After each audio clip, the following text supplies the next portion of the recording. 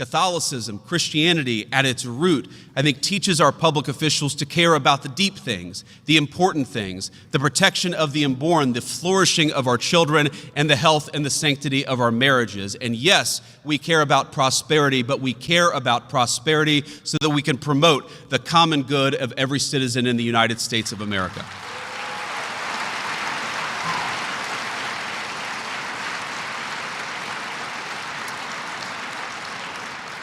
And when I think about the deep things, the things that really matter, there was something really amazing that happened to me in November of 2024.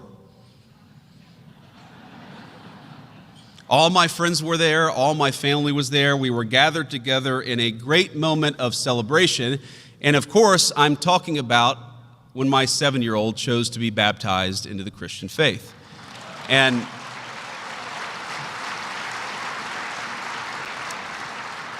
Ewan is at school right now, so he won't see this, but as amazing as it was to win the election, of course, in November of 2024, and as amazing as it was to know that President Trump would become president again and would get to accomplish so many good things for the American people, the thing that I was most excited about in November of 2024 is that the week after we won the election, my son chose to be baptized in the Christian faith. Now, here's the basic idea, and for those of you, of course, you all mostly are cradle Catholics, I assume, and typically we do water baptism of infants in the Catholic Church very, very early on. But as many of you know, I am part of an interfaith marriage. My wife, though she comes to church with us almost every single Sunday, she is not Catholic herself. And so the bargain that we have struck is that we will raise our kids Catholic, but we will let them choose the moment that they want to ultimately become baptized. And if that's terrible sacrilege, blame the Dominicans because they're the ones who came up with this scheme.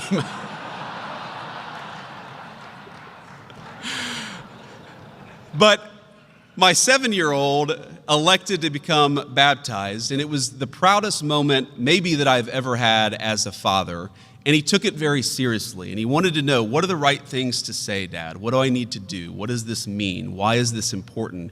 And it was an amazing thing for me to see my 7-year-old working through these things himself. And when I talk about the deep things, the important things, that's what I'm talking about. Of course we care about our economic indicators, and of course we care about the wages of our citizens. We care about those things because when our people are doing better, they can have the kinds of moments that promote the kind of flourishing that all of us believe is the very core of a good human life. And that, of course, in my case, was watching my little 7-year-old son become baptized. And so, while again, I will never be perfect, I will always try to remind myself that the goal of our public policy is to promote the common good, and I will fight for that every single day that I am a public official. And that brings me to the final observation I'd like to make as a Christian, a Catholic convert in public life, is that, sometimes the bishops don't like what I say.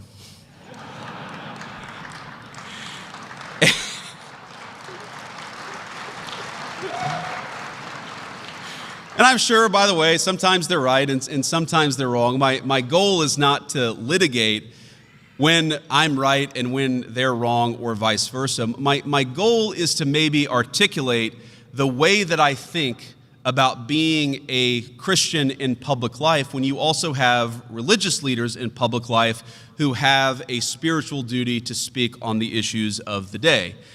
And the way that I try to think about it is the Catholic Church is a kind of technology. It's a technology that was developed 2,000 years ago, and it's coming into contact with a technology that's about 10 years old, 20 years old, and that's, of course, social media.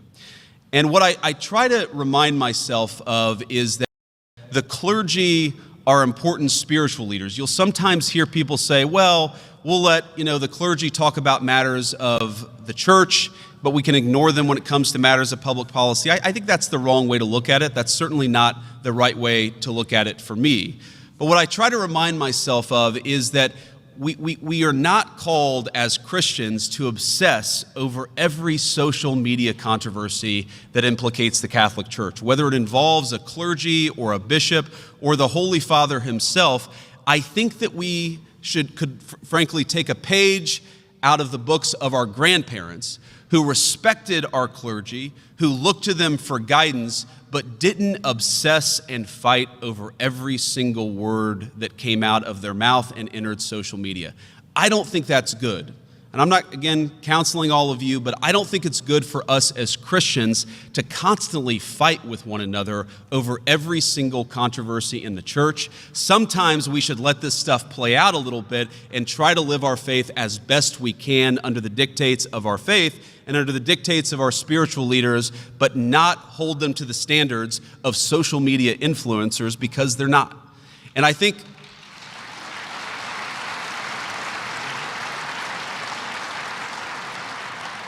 And that brings me, of course, to the last point that I want to make, which is that, as you've probably seen publicly, the Holy Father, Pope Francis, has criticized some of our policies when it comes to immigration. And again, my goal here is not to litigate with him or any other clergy member about who's right and who's wrong. You obviously know my views, and I will speak to them consistently because I think that I have to do it because it serves the best interests of the American people.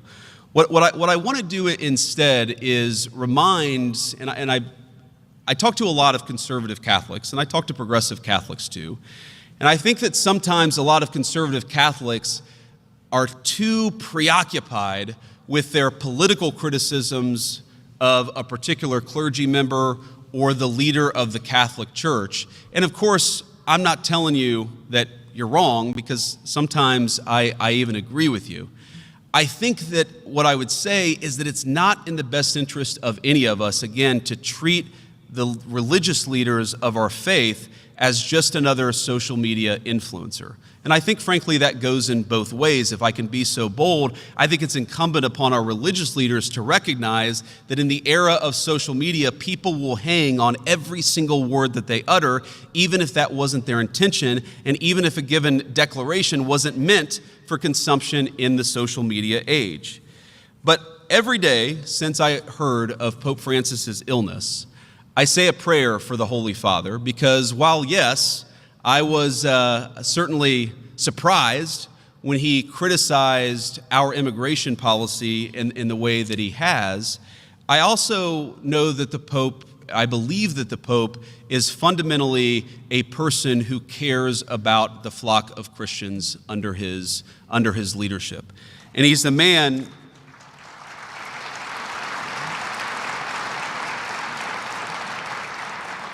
And he's a man who cares about the spiritual direction of the faith.